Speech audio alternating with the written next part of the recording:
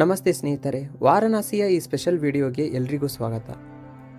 ನಮ್ಮ ಹೆಮ್ಮೆಯ ಹಿಂದೂ ಇತಿಹಾಸದಲ್ಲಿ ಕಾಶಿನಗರಕ್ಕೆ ನಾವು ತುಂಬ ಇಂಪಾರ್ಟೆನ್ಸನ್ನು ಕೊಟ್ಟಿದ್ದೀವಿ. ಯಾಕಂದರೆ ಕಾಶಿನಗರವನ್ನು ಪ್ರಪಂಚದ ಮೊದಲ ನಗರ ಅಂತ ಕೂಡ ನಂಬಲಾಗಿದೆ. ಸೊ ಪ್ರತಿನಿತ್ಯ ಲಕ್ಷಾಂತರ ಭಕ್ತರು ವಿಸಿಟ್ ಮಾಡೋ ಈ ಕಾಶಿಯ ಕುರಿತಾದ ಹಲವಾರು ಕಥೆಗಳ ಬಗ್ಗೆ ಈ ವಿಡಿಯೋದಲ್ಲಿ ನಾವು ತಿಳ್ಕೊಳ್ಳೋಣ. ಹಾಗೆ ಇಲ್ಲಿ ಹುಟ್ಟಿಕೊಂಡಿರುವ ಅದೆಷ್ಟೋ ಭಾವನಾತ್ಮಕ ಕಥೆಗಳಿಗೆ ನಾವು ಕೂಡ ಪಾತ್ರಧಾರಿಯಾಗೋಣ ಅಂತ ಹೇಳ್ತಾ ಬನ್ನಿ, ವಾರಣಾಸಿಯ ಒಂದು ಸ್ಪಿರಿಚುವಲ್ ಜರ್ನಿಗೆ ಎಲ್ರಿಗೂ ಸ್ವಾಗತ.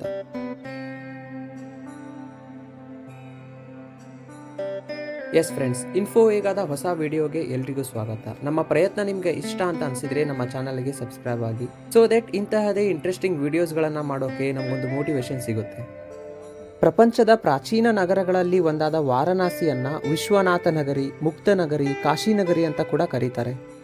ಭಾರತದ 12 ಜ್ಯೋತಿರ್ಲಿಂಗಗಳಲ್ಲಿ ಒಂದಾದ ಕಾಶಿ ವಿಶ್ವನಾಥ ದೇವಸ್ಥಾನ ಕೂಡ ಇಲ್ಲಿಯೇ ಇದೆ. ಅದಕ್ಕಾಗಿ ಈ ಸ್ಥಳವನ್ನು ವಿಶ್ವನಾಥ ನಗರಿ ಅಂತ ಕೂಡ ಕರೀತಾರೆ. ಸೊ ಮನುಷ್ಯ ಸತ್ತಾದ್ಮೇಲೆ ಅವನ ದೇಹಕ್ಕೆ ಇಲ್ಲಿ ಅಗ್ನಿ ಸ್ಪರ್ಶ ಮಾಡಿದರೆ ಅವನ ಆತ್ಮಕ್ಕೆ ಶಾಂತಿ ಸಿಗುತ್ತೆ ಅನ್ನೋ ರೀಸನ್ಗೆ ಇದನ್ನು ಮುಕ್ತಿ ನಗರ ಅಂತ ಕೂಡ ಕರೀತಾರೆ.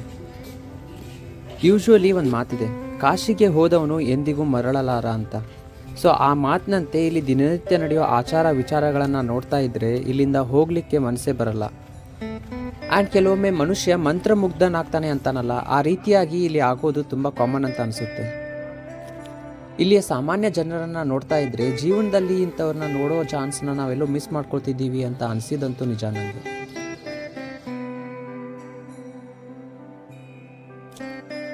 ಆ್ಯಂಡ್ ಈ ಕಾಶಿನಗರಕ್ಕೆ ಕಾಶಿ ಅನ್ನೋ ಹೆಸರು ಎಲ್ಲಿಂದ ಬಂತು ಅನ್ನೋದ್ರ ಬಗ್ಗೆ ತುಂಬ ಜನರಿಗೆ ಗೊತ್ತಿಲ್ಲ. ಭಾರತದಲ್ಲಿರೋ 4 ವೇದಗಳ ಬಗ್ಗೆ ನಿಮಗೆ ಗೊತ್ತಿದೆ ಅಂತ ಅನ್ಕೊಳ್ತೀನಿ. ಋಗ್ವೇದ, ಸಾಮವೇದ, ಯಜುರ್ವೇದ ಹಾಗೆ ಅಥರ್ವ ವೇದ ಅಂತ. ಸೊ ಅಥರ್ವ ವೇದದಲ್ಲಿ ಕಾಶಿನಗರದ ಬಗ್ಗೆ ಉಲ್ಲೇಖ ಇದೆ. ಹಾಗೆ ಕಾಶಿಯ ಬಗ್ಗೆ ಶಿವಪುರಾಣ, ಬ್ರಹ್ಮಪುರಾಣ, ಮತ್ಸ್ಯ ಪುರಾಣ, ಸ್ಕಂದ ಪುರಾಣದಂಥ ಮಹಾಪುರಾಣಗಳಲ್ಲಿ ಉಲ್ಲೇಖ ಕೂಡ ಇದೆ. ಅಷ್ಟೇ ಅಲ್ಲ, ಭಾರತದ ಮಹಾಕಾವ್ಯಗಳಾದ ರಾಮಾಯಣ ಹಾಗೆ ಮಹಾಭಾರತದಲ್ಲೂ ಕೂಡ ಈ ಕಾಶಿಯ ಬಗ್ಗೆ ಉಲ್ಲೇಖ ಮಾಡಿದ್ದಾರೆ. ಆ್ಯಂಡ್ ಯೂಶುವಲಿ ಭಾರತದ ಇತಿಹಾಸವನ್ನು ನಾವು ಭಾರತೀಯರಿಂದಲೇ ಕೇಳೋದು ತುಂಬ ಸಹಜ ಅಲ್ವಾ. ಆದರೆ ಕಾಶಿನಗರದ ಬಗ್ಗೆ ಭಾರತಕ್ಕೆ ಕ್ರಿಸ್ತಪೂರ್ವ 635ರಲ್ಲಿ ಬಂದಿದ್ದ ಚೀನಾದ ಹ್ಯೂಯೆನ್ಸಾಂಗ್ ತುಂಬ ಸುಂದರವಾಗಿ ಅಲ್ಲಿ ಹೋಗಿ ವಿವರಿಸಿದ್ರಂತೆ. ಆ್ಯಂಡ್ ಭಾರತದ ಇತಿಹಾಸ ಕೇವಲ ಭಾರತದಲ್ಲಿ ಅಷ್ಟೇ ಅಲ್ಲ, ಪ್ರಪಂಚದ ಹಲವಾರು ಜಾಗಗಳಲ್ಲಿ ಇಲ್ಲಿನ ಆಚಾರ ವಿಚಾರಗಳ ಬಗ್ಗೆ ಮಾತುಕತೆ ನಡೀತಾನೆ ಇರ್ತಿತ್ತಂತೆ. ಆ್ಯಂಡ್ ಕಾಶಿನಗರವನ್ನು ಇನ್ನೂ ಸ್ಪೆಷಲ್ ಮಾಡಿರೋದು ಇಲ್ಲಿ ಹರಿಯೋ ಗಂಗಾ ನದಿ. ಭಾರತದ ಅತಿ ಉದ್ದವಾದ ನದಿ ಎಂದು ಗುರುತಿಸಲ್ಪಟ್ಟಿರುವ ಗಂಗಾ ನದಿ ಇದೇ ಕಾಶಿಯಲ್ಲಿ ಹರಿಯುತ್ತೆ. ಆ್ಯಂಡ್ ಕಾಶಿಯಲ್ಲಿ 100ಕ್ಕೂ ಹೆಚ್ಚು ಘಾಟ್ಗಳಿವೆ. ಸೊ ಈ ಘಾಟ್ಗಳಲ್ಲಿ ಈ ನದಿ ಹರಿಯೋದನ್ನು ನೋಡೋದೇ ತುಂಬ ವಿಶೇಷ.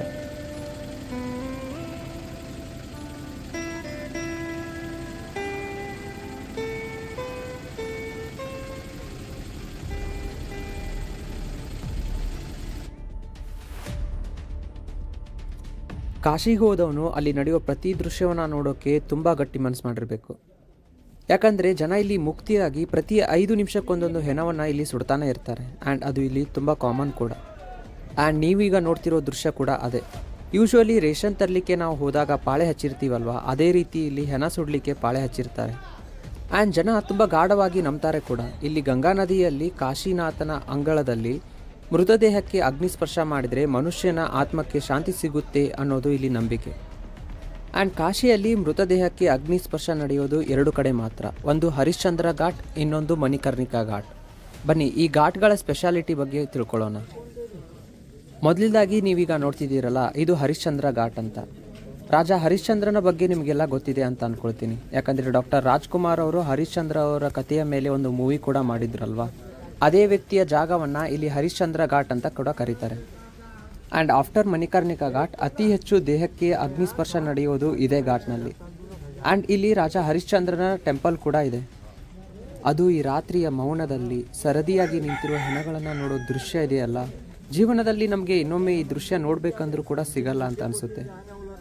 ಆ್ಯಂಡ್ ಇದನ್ನೆಲ್ಲ ನೋಡ್ತಾ ಇದ್ದರೆ ಜೀವನದಲ್ಲಿ ಅಹಂಕಾರ, ಸ್ವಾರ್ಥ, ನಂದೇ ಎಲ್ಲ ಅನ್ನೋ ಮನೋಭಾವನೆ ಇರುತ್ತಲ್ಲ ಎಷ್ಟೋ ಜನರಿಗೆ, ಅಂತಹ ವ್ಯಕ್ತಿಗಳಿಗೆ ಈ ದೃಶ್ಯವನ್ನು ತೋರಿಸ್ಬೇಕಂತ ಅನಿಸ್ತು.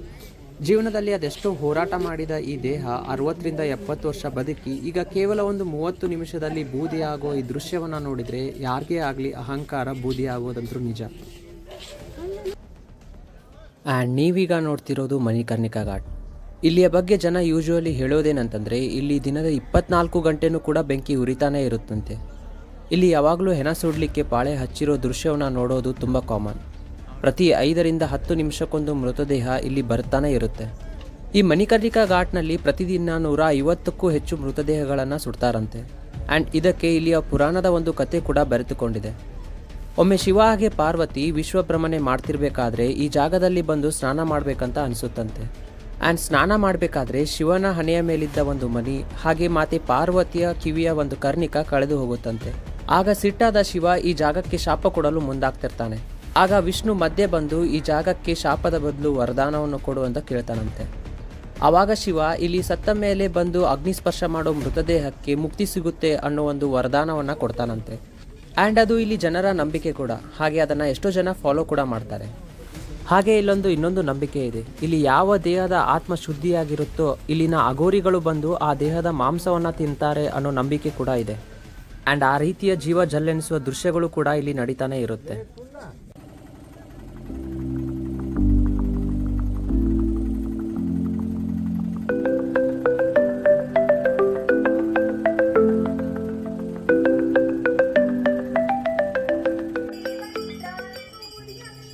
ಆ್ಯಂಡ್ ಕಾಶಿಗೆ ಹೋದ್ಮೇಲೆ ಗಂಗಾ ಆರತಿಯನ್ನು ಮಿಸ್ ಮಾಡ್ಕೊಳ್ಳೋಕ್ಕಾಗುತ್ತಾ?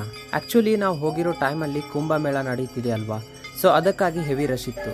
ಆ್ಯಂಡ್ ನಾನಂತೂ ಯಾವಾಗಲೂ ರೀಲ್ಸ್ನಲ್ಲಿ ಮತ್ತು ಶಾರ್ಟ್ಸ್ನಲ್ಲಿ ಗಂಗಾ ಆರತಿಯನ್ನು ನೋಡಿ ಯಾವಾಗ ಎದುರಿಗೆ ಗಂಗಾ ಆರತಿಯನ್ನು ನೋಡ್ತೀನೋ ಅಂತ ಅಂದ್ಕೊಂಡ್ಬಿಟ್ಟಿದ್ದೆ. ಆ್ಯಂಡ್ ಅಂದ್ಕೊಂಡಿರೋದು ಈಗ ಕಣ್ಣೆದುರಿಗೆ ನಡೀತಿದೆಯಾ ಅಲ್ವಾ ಅನ್ನೋ ಖುಷಿ ಕೂಡ ತುಂಬ ಆಗಿತ್ತು.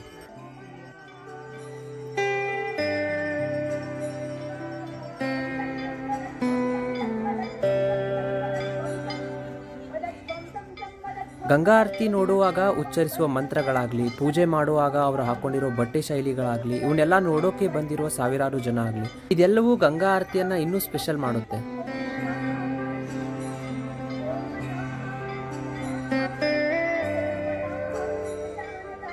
ಆ್ಯಂಡ್ ಕಾಶಿಯಲ್ಲಿ ಗಂಗಾ ಆರತಿ ನಡೆಯೋದು 2 ಜಾಗಗಳಲ್ಲಿ. ಒಂದು ದಶಾಶ್ವಮೇಧ ಘಾಟ್ ಹಾಗೆ ಇನ್ನೊಂದು ಅಸ್ಸಿ ಘಾಟ್ನಲ್ಲಿ.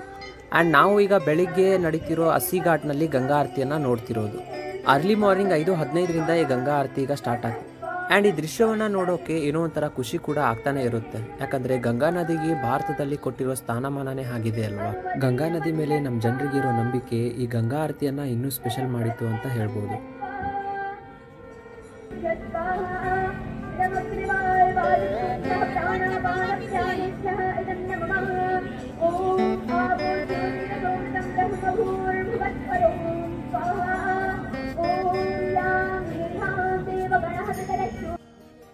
ಮಹಾಕುಂಭ ಮೇಳದಿಂದ ಯಾವ ರಾಜ್ಯಕ್ಕೆ ಎಷ್ಟು ಲಾಭ ಆಗಿದೆ ಏನೋ ಗೊತ್ತಿಲ್ಲ, ಆದರೆ ಉತ್ತರ ಪ್ರದೇಶ ಸರ್ಕಾರಕ್ಕೆ ಸಖತ್ತಾಗಿ ಲಾಭ ಆಗಿದೆ. ಯಾಕಂದರೆ ಮಹಾಕುಂಭ ಮೇಳದಿಂದ ವಾರಣಾಸಿ ತುಂಬ ದೂರ ಏನೂ ಇಲ್ಲ. ಸೊ ಅಲ್ಲಿ ಬರೋ ಜನ ಇಲ್ಲಿನೂ ಬರ್ತಾನೆ ಇದ್ರು. ಸೊ ಅದರಿಂದ ಇಲ್ಲಿ ಬರೋ ಜನರ ಸಂಖ್ಯೆ ತುಂಬ ಏರಿಕೆಯಾಗಿತ್ತು. ವಾರಣಾಸಿಯಲ್ಲಿ ಗಂಗಾ ನದಿಯಲ್ಲಿ ಬೋಟಿಂಗ್ ಮಾಡಿಸೋರು, ಹಣೆಗೆ ತಿಲಕ ಇಡೋರು, ಇಲ್ಲಿನ ಹೋಟೆಲ್ಸ್ಗಳು, ವಾರಣಾಸಿಯ ಬೀದಿಗಳಲ್ಲಿ ವಸ್ತುಗಳನ್ನು ಮಾರೋ ಜನರಿಗೆ ಎಲ್ರಿಗೂ ಕೂಡ ತುಂಬ ಲಾಭ ಆಗಿದೆ. ಆ್ಯಂಡ್ ಇಲ್ಲಿ ಬರೋ ಜನರ ಸಂಖ್ಯೆ ಕೂಡ ಏನು ಕಡಿಮೆ ಇಲ್ಲ. ಫುಲ್ ಹೆವಿ ಕ್ರೌಡ್ ಇರುತ್ತೆ. ಇಲ್ಲಿನ ಜ್ಯೋತಿರ್ಲಿಂಗವನ್ನು ನೀವು ಸರದಿಯಲ್ಲಿ ನಿಂತು ನೋಡಬೇಕಂತಂದರೆ ಮಿನಿಮಮ್ ಆಗಿ ನೀವು 5 ರಿಂದ 6 ಗಂಟೆ ಬೇಕಾಗುತ್ತೆ. ಆ್ಯಂಡ್ ಕಾಶಿ ವಿಶ್ವನಾಥ ಟೆಂಪಲ್ ದರ್ಶನ ನಿಮಗೆ ಆದಮೇಲೆ ಕಾಲಭೈರವ ದೇವಸ್ಥಾನ, ಅನ್ನಪೂರ್ಣೇಶ್ವರಿ ದೇವಸ್ಥಾನ, ಹಾಗೆ ವಾಲಿದ ರತ್ನೇಶ್ವರ ಮಹಾದೇವ ಟೆಂಪಲ್, ಹಾಗೆ ಕಾಶಿ ವಿಶಾಲಾಕ್ಷಿ ಟೆಂಪಲನ್ನು ಕೂಡ ನೀವು ನೋಡ್ಬೋದು. ಆ್ಯಂಡ್ ಅಫ್ಕೋರ್ಸ್ ನೀವು ಬನಾರಸ್ಗೆ ಬಂದಿದ್ದೀರಿ ಅಂತಂದರೆ ಇಲ್ಲಿನ ಸಂಧಿಗಳಲ್ಲಿ ಅಡ್ಡಾಡೋದನ್ನು ಮಾತ್ರ ಮರಿಬೇಡಿ.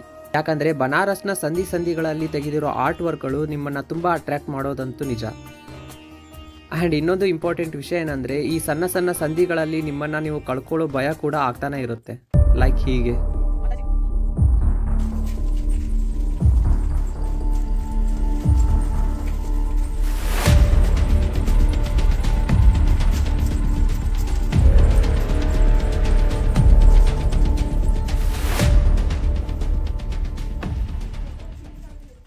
ಎಸ್ ಫ್ರೆಂಡ್ಸ್, ನೀವು ಕೂಡ ಈ ವಿಡಿಯೋದಲ್ಲಿ ಕಳೆದು ಹೋಗಿದ್ದೀರಾ ಅಂತ ಅಂದ್ಕೊಳ್ತಿದ್ದೀನಿ. ಇನ್ ಕೇಸ್ ಕಳೆದು ಹೋಗಿದ್ರೆ ನಿಮಗೆ ಈ ವಿಡಿಯೋ ಇಷ್ಟ ಆಗಿದೆ ಅಂತ ಅನಿಸುತ್ತೆ.